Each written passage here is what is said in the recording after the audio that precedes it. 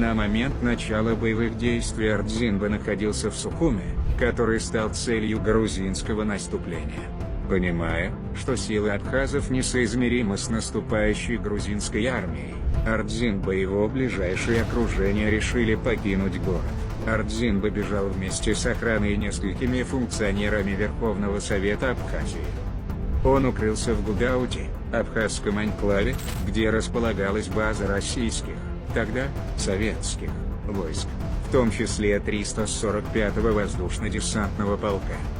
Именно там, под прикрытием российских сил, он начал мобилизацию, организацию ополчения и переговоры с чеченскими и северокавказскими формированиями, которые позже сыграли ключевую роль в борьбе против грузинской армии.